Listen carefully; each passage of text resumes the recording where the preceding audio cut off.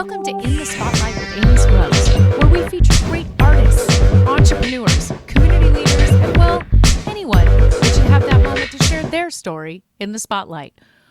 Welcome to another episode of In the Spotlight, and I have a dynamic, incredible woman to introduce to everybody today. She is just a dear, and I've been really looking forward to this interview to speak with a fellow mother, artist, and just amazing, incredible human out there in the world making a difference in music and in her community. This is Marija Droze, and it is so good to have you with us. Thank you so much.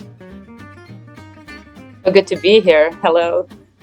As a fellow artist, this is really exciting, but this is all about you. And you are a really amazing musician and singer and entertainer in bluegrass. You're with RBR Entertainment. But let's dive back a little bit further, because music is something that's in your soul. You know it when you have it. And I can only imagine for you that that's the case. So if you don't mind, take us backwards to when music began for you. Oh my goodness, that began when I was born, really. I always liked it, so I don't even really remember, but my mom took us to a music school from like 5 years old, because I'm from 5 kids, so we all had something, like we all did something. So my brother and my sister, they went to like art school. That's like after school activities.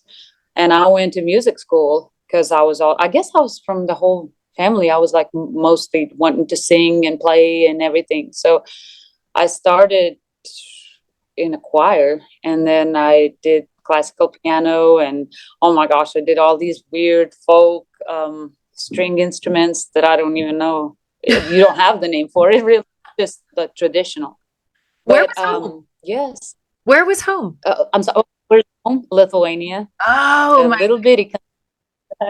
So let's talk about just the culture and music there a little bit. For those of us that don't know, what was music like in Lithuania? Was it very big and everybody does music, or was this unusual that you were doing music at such a young age?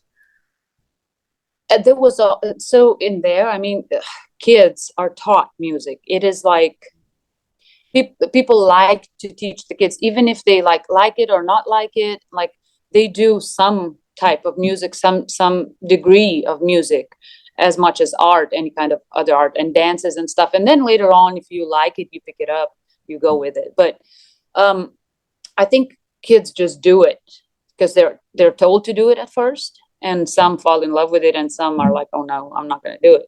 So I guess I was the one that just followed it. I just went on and didn't say I didn't like it. That is really, really fantastic that is part of the culture where you grew up, because that's not necessarily the case here in the US.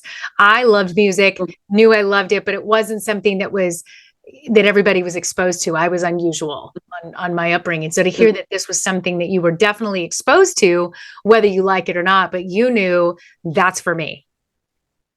Yeah, that's true.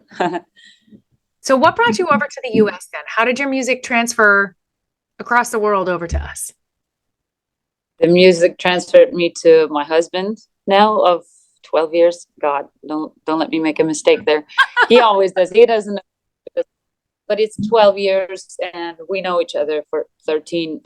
He was on tour there, traveling and playing music, and we met in. So Lithuania is a really small country, and it has this one. Now it's got more, but it has had this one big festival, country music festival, and a lot of people from all over the around countries like Poland and France and Germany, they would come there to play because it was really big. Mm-hmm. And I guess he was coming that year, and I was playing there as well. In my band, there's like one band in the whole country, but so that's how we met. I was doing a sound check, and he heard me, and then later that day we met in the hotel, and I was walking downstairs, he was going upstairs, and he's like, hey, you have a voice of an angel, do you want to marry me? So that was his first words, and oh my gosh, I don't know. I said let's go smoke first, and we did. We started talking and never quit since then. Oh my gosh. So that's a story. Clearly love at first sight. We're going to talk more about your family and the marriage and how you guys have combined all of this. But I love your story. That is, and so you chose to follow him and you came to the US and brought your music with you. Yes, I did. I actually took off work that few more weeks that he had, because we went. I just went with him in Switzerland, Germany, and Austria. Yeah, I think that's in Slovakia. Yeah, so we went for another like 2 weeks, I think. Wow. And our friend, now our like really good friend from Germany, she drove us all around there in her car, and she comes here every year. She's just in love with country music since like I think 1980s or something. So she was a part of it. And yeah, I just followed him there, and then I came back to, or not back, but the first time I ever came to the States was to see him. That was after a year from that date. Wow. And then he flew to Lithuania, and then I flew back there, and just back and forth until, like I got pregnant, and we got married. Well, we got married the first time I came here because we already knew. So yeah, but it was travels. It was like a lot of, by the time I got my papers situated, it was like, I think I was every 3 months back and forth flying. Wow. So Oh, yeah. how was bluegrass for you in all of this? Was this something you were exposed to in Lithuania? Did you love bluegrass from the start, or is it something that's evolved in the last years for you? No, it was maybe since I was like maybe 15 or 16. So the country music and bluegrass was about the same thing there. It was never separated much. So if you like one, of course you would follow to the roots of it, how Right. it came to be a country, Right. So I had this teacher, and he was a violin player, but he was also a composer, and he did folk music, and he was just in love with country music, the old country music and bluegrass and all. So I was in a band with him later on when I was a little older, like 16 or 17. And he actually started a festival, like a bluegrass festival, like an annual one. And I think there was like only 3 years in a row that he did it. But I was like lucky to be in like each of them. And I think the first year that we had it, Peter Owen came to Lithuania. Wow. And that was the first ever, probably like a big, oh my gosh, star that, I was like, oh my gosh, that's Peter Owen. So now I hear him on the radio, and I'm like, I know this guy. Like, I know this guy. Because I was about that spoke English to where people could understand me. So I was like, he called me his bodyguard. I don't know if he would remember or not, but I think he would, because I was pretty like, He memorable probably would. event. You're pretty Yeah. So I'm like, to see him like in one of the festivals and be like, hey, that's me. So yeah, so that was we had bluegrass there. We had bluegrass with country. We never separated much, but we always like, I didn't know any new country there. None. Wow. Like there was no new country on the radio. There was no new country from my teacher or nothing. And internet wasn't big then. So I mean, we couldn't really like go and search a whole lot of new country. So all I got from him was CDs, like of old country music and old bluegrass. And that's how I learned the songs that I know now. What were some of your biggest influences musically? Billy Droze. Great answer. And the winner is. Yeah, like whenever I started, like we got married and stuff, like I mean, he's written so many songs, it's crazy, but I've heard every one of them, and like the old computers and old phones and everything that we saved it, like little videos that we made, him writing and all. So that was, yeah, us singing harmony was a really big thing through the whole 13 years. Just singing in general. It started with harmonies and then went on, But yeah, and then of course all the old good music from Dolly Parton, and I love Alison Krauss, of course. And, she's amazing. Yes, and like Keith Whitley and all I would say that era, Yes.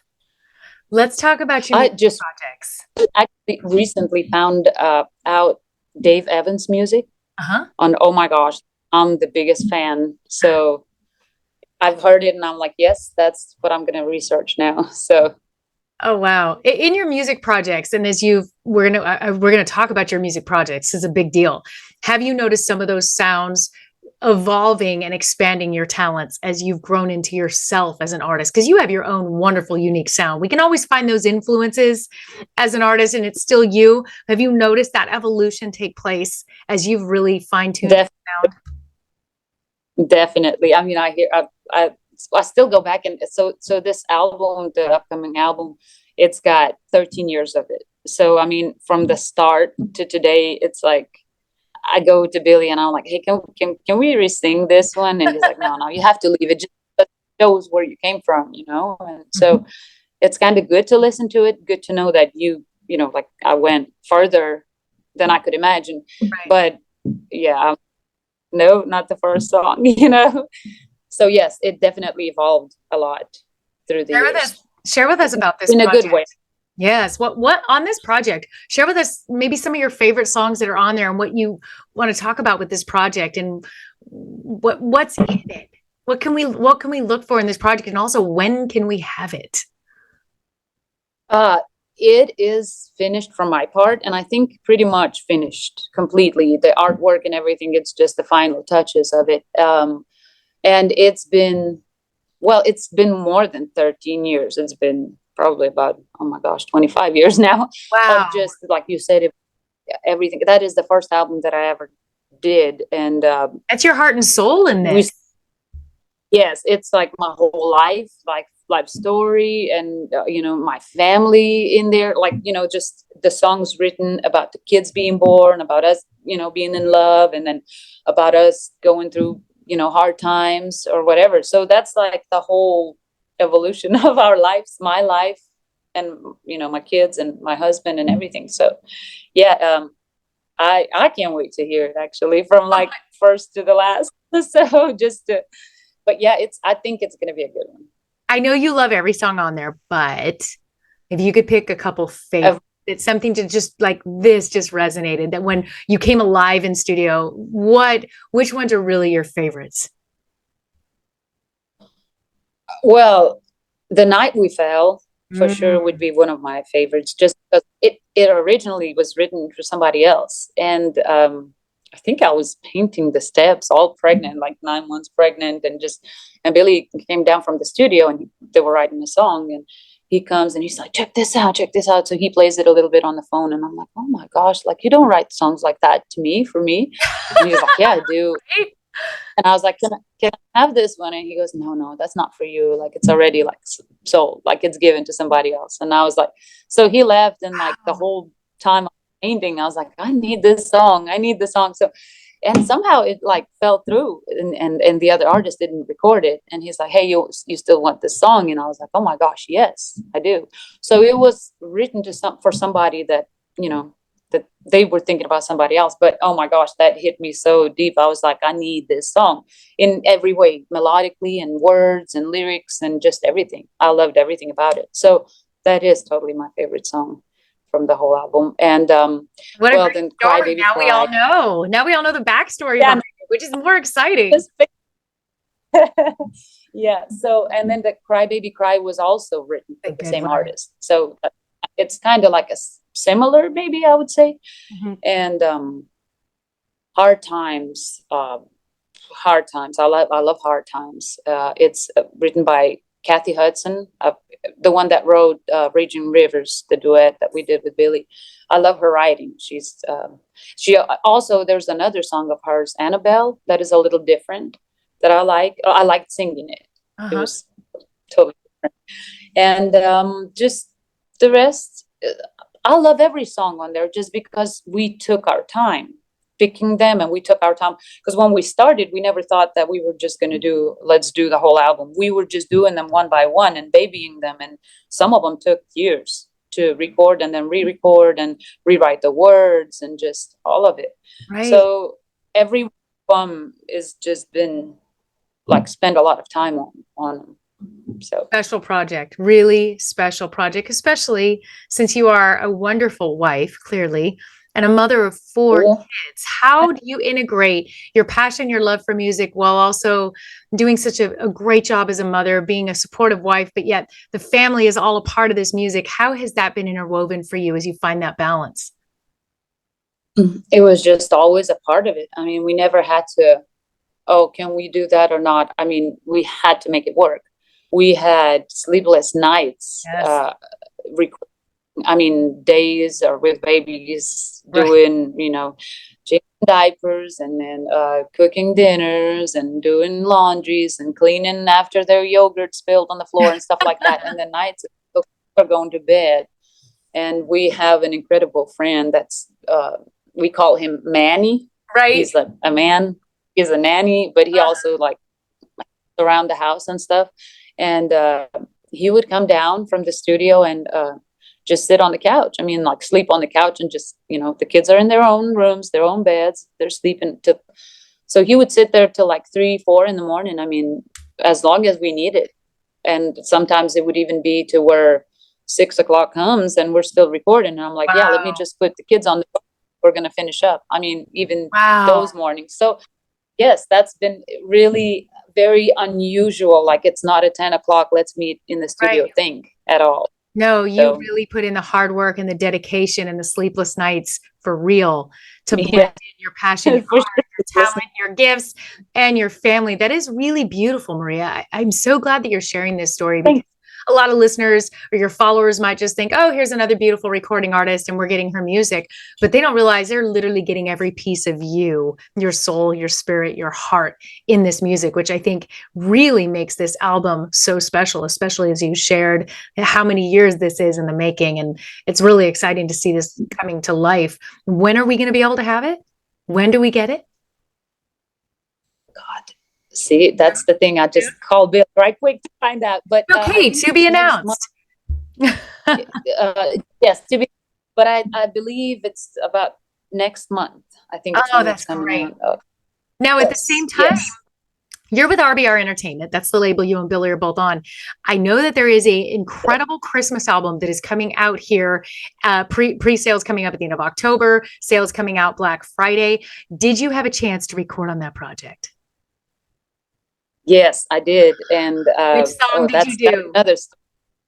I did my favorite song. So it's weird how we picked this song, because they said, hey, we're doing this RBR Christmas thing and like pick a Christmas song. And I was like, okay, let's do Mary Did You Know? That's my favorite song. And I was like, oh, I was joking. I was like, they'll tell me to like, of course not, because so many artists record it, and it's just incredible, very powerful song.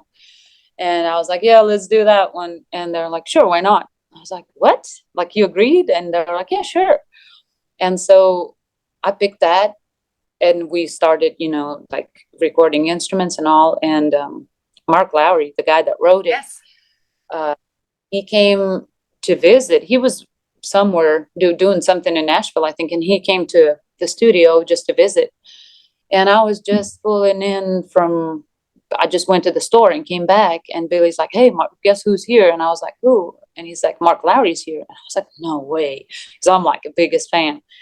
And he goes, come here and like talk to him. Because I talked to him on the phone, but I never met him. So I walked in, my legs are shaking. I was like, oh, what an honor. And he's like, oh, you. And I was like, thank you. And Billy's like, hey, so Mark, what do you think? Let's do a duet on your song with her. I was like, why did you do that? And he goes, yeah, sure. Yes, sure. And I was like, no, he didn't just say yes, sure. And he did. And he recorded his parts beautifully. And I mean, so we have a duet with him, and I am so blessed and happy. And oh my gosh, that's a dream. Excited. Yes, that's a dream come true. That didn't really, I was joking about the whole thing, because I thought that could never, happen. So yeah, what an incredible opportunity. I've performed that song hundreds of times. So many artists have, and for you to have that beautiful time and now permanently captured, being recorded together. I can't wait to hear this one. And I know the world is very excited to have this release come out. Plus your next album coming out, a lot of big things taking place. I'm so excited for you. You are living proof of really keeping your passion, your love for music, your love for your family, and not ever giving up and seeing it through. And there's going to be a lot of great things ahead for you coming up in the next year. I think there's going to be a lot of attention on these projects, and you deserve it. Congratulations. Thank you so much.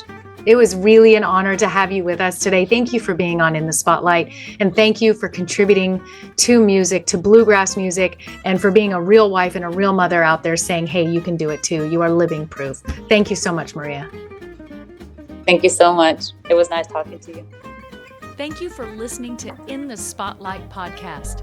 For more information, you can go to amyscruggsmedia.com and make sure and follow on social media at Amy Scruggs Media.